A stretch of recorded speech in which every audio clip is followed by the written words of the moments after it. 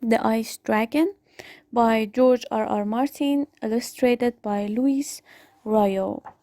Chapter 1. Winter's Child.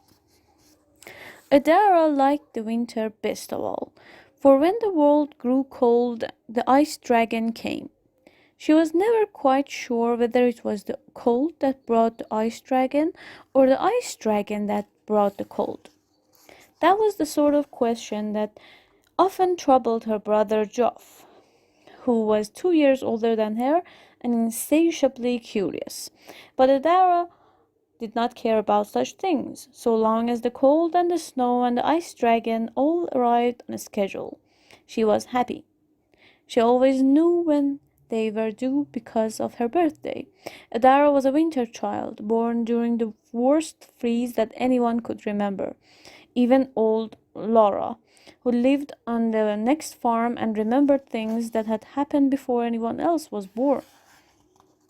People still talked about that freeze. Adara often heard them. They talked about other things as well. They said it was the chill of that terrible freeze that had killed her mother, stealing in during her long night of labor past the great fire that Adara's father had built, and creeping under the layers of blankets that covered the birthing bed. And they said that the cold had entered Adara in the womb, that her skin had been pale blue and icy to the touch when she came forth, and that she had never warmed in all the years since. The winter had touched her, left its mark upon her, and made her its own. It was true that Adara was always a child apart. She was a very serious little girl who seldom cared to play with the others. She was beautiful, people said, but in a strange, distant sort of way, with her pale skin and blonde hair and wide, clear blue eyes. She smiled, but not often. No one had ever seen her cry.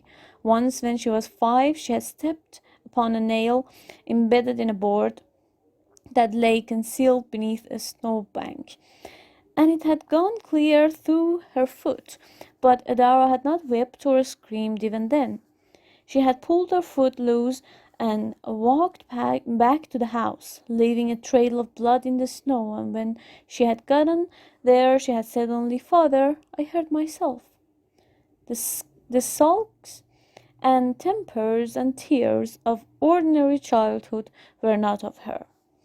Even her family knew that Adara was different. Her father was a huge, gruff bear of a man who had little use for people in general, but a smile always broke across his face when Geoff pestered him with questions, and he was full of hugs and laughter for Terry, Adara's older sister, who was golden and freckled, and flirted shamelessly with all the local boys. Every so often he would hug Adara as well, but only during the long winters.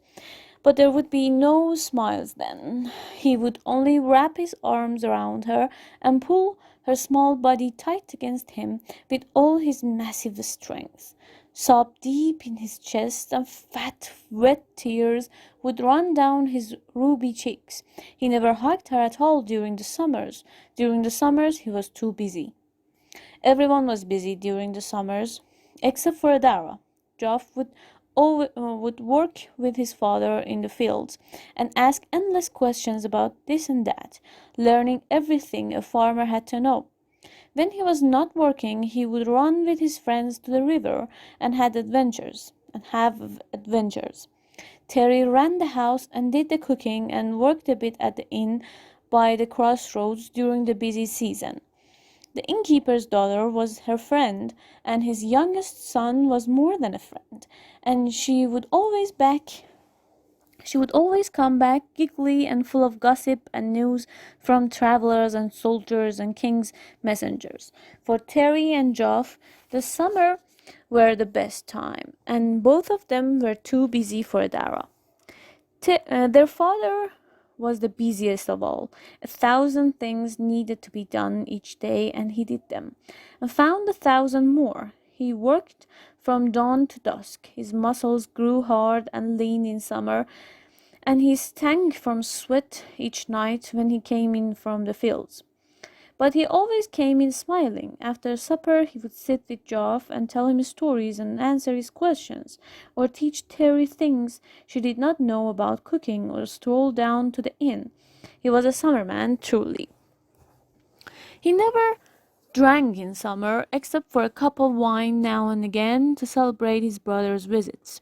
That was another reason why Terry and Joff loved the summers. When the world was green and hot and bursting with life, it was only in summer that Uncle Hal, their father's younger brother, came to call. Hal was a dragon rider in service to the king, a tall, slender man with a face like a noble. Dragons cannot stand the cold, so when winter fell, Hal and his wing would fly south.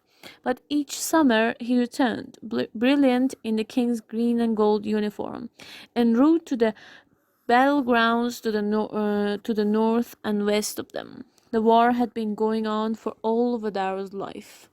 Whenever Hal came north, he would bring presents, toys from the king's city, crystal and gold jewelry, candies, and always a bottle of some expensive wine that he and his brother could share. He would grin at Terry and make her blush with his compliments, and entertain Joff with tales of war and castles and dragons. As for Adara, he often tried to coax a smile out of her, with gifts and jests and hugs. He seldom succeeded. For all his good nature, Adara did not like Hal. When Hal was there, it meant that winter was far away. Besides, there had been a night when she was only 4 and they thought her long sleep, but she overheard them talking over wine. A solemn little thing, Hal said. You ought to be kinder to her, John. You cannot blame her for what happened. Can't I? Her father replied, his voice thick with wine. No, I suppose not. But it is hard. She looks like Beth, but she has none of Beth's warmth. The winter is in her, you know. Whenever I touch her, I feel the chill, and I remember that it was for her that Beth had to die. You are cold to her. You do not love her as you do the others. Adara remembered the way her father laughed and love her? Ah, I loved her best of all, my little winter child, but she has never loved back. There is nothing in her for me or you or any of us. She is such a cold little girl. And then he had begun to weep, even though it was summer and Hal was with him.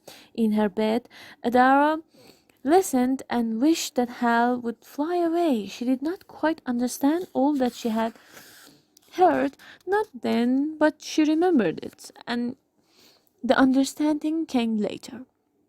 She did not cry, not at 4 when she heard, or 6 when she finally understood. Hal left a few days later, and Joff and Terry waved to him excitedly when his wing passed overhead. 30 great dragons in proud formation against the summer sky. Adara watched with her small hands by her side.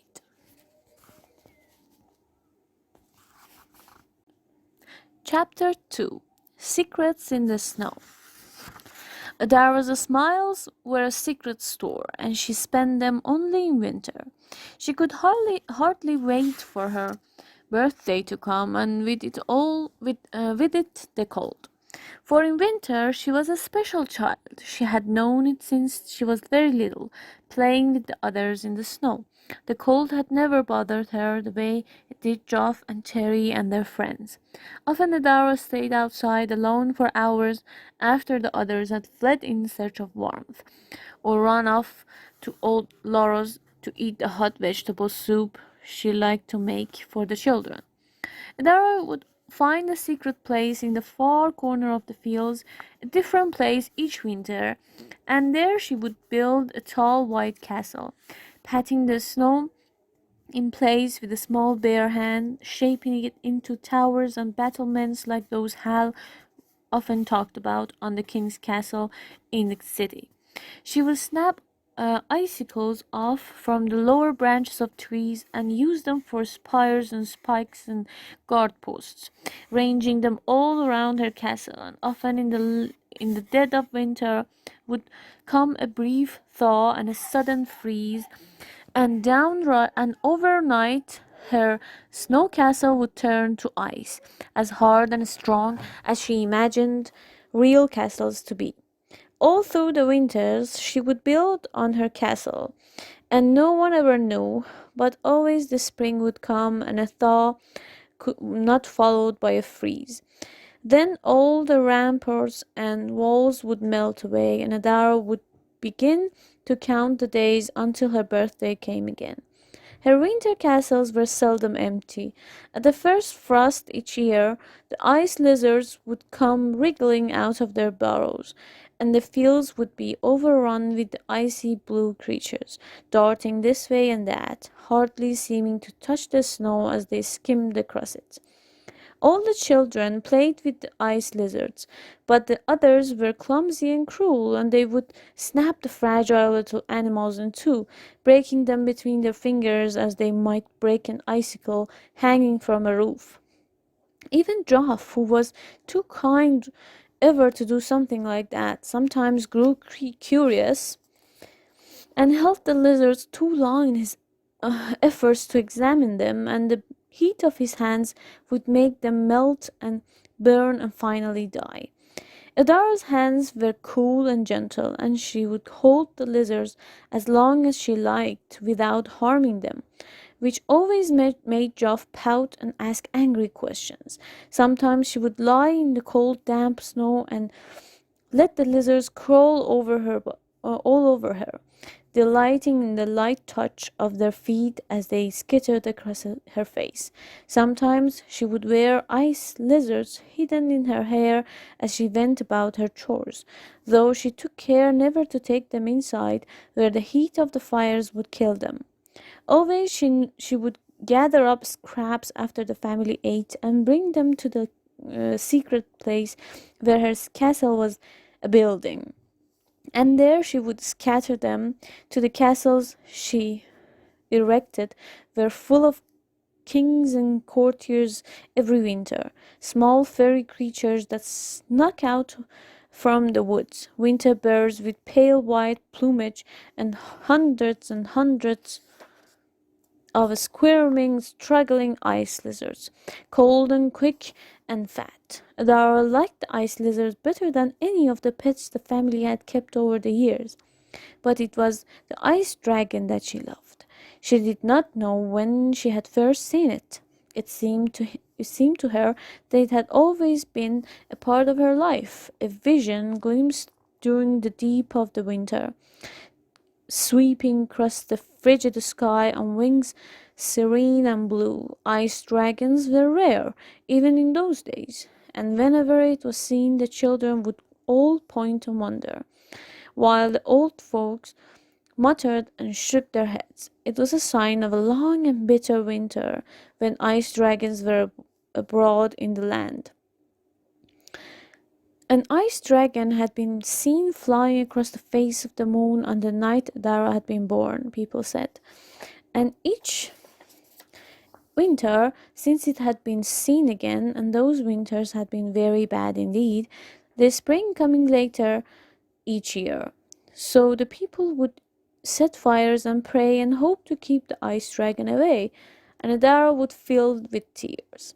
But it never worked. Every year the ice dragon returned. Adara knew it came for her. The ice dragon was large, half again the size of the scaled green war dragon that Hal and his fellow flew. Adara had heard legends of wild dragons larger than mountains, but she had never seen any. Hal's dragon was big enough, to be sure, 5 times the size of a horse, but it was small compared to the ice dragon, and ugly besides. The ice dragon was a crystalline white, that shade of white that is so hard and cold that it is almost blue. It was covered with hoarfrost, so when it flew Its skin broke and crackled as the crust of the snow crackles beneath a man's boots, and flakes of rime fell off. Its eyes were clear and deep and icy. Its wings were vast and bat-like, colored like a faint translucent blue. Dara could see the clouds through them, and oftentimes the moon and the stars, when the beast wheeled in frozen circles through the skies. Its teeth were icicles, a triple row of them, jagged spears of unequal length, white against its deep blue maw. When the ice dragon beat its wings, the cold winds blew and the snow swirled and scurried, and the world seemed to shrink and shiver. Sometimes, when a door flew open in the cold of winter, driven by a sudden gust of wind, the householder would run to bolt it and say, "An ice dragon flies nearby."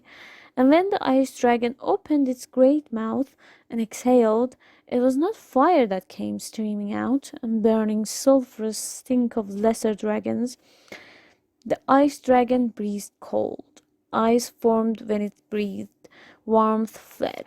Fires guttered and went out, shriven by the chill. Trees froze through to their slow secret souls, and their limbs turned brittle and crackled from their own weight. Animals turned blue and whimpered and died, their eyes bulging and their skin covered over with frost. The ice dragon breathed death into the world, death and quiet and cold. But Adara was not afraid. She was a winter child, and the ice dragon was her secret. She had seen it in the sky 1,000 times. When she was 4, she saw it on the ground. She was out building on her snow castle, and it came and landed close to her. In the emptiness of the snow-covered fields, all the ice lizards ran away. Adara simply stood. The ice dragon looked at her for 10 long heartbeats before it took to the air again. The wind shrieked round her and through her as it beat its wings to rise, but Adara felt strangely exalted. Later that winter it returned, and Adara touched it. Its skin was very cold. She took off her glove nonetheless. It would not be right over otherwise. She was half afraid it would burn and melt at her touch, but it did not. It was much more sensitive to heat than even the ice lizards. Adara knew somehow, but she was special. The winter child cool. She stroked it and finally gave its wing a kiss and that hurt her lips. That was the winter of her 4th birthday, the year she touched the ice dragon.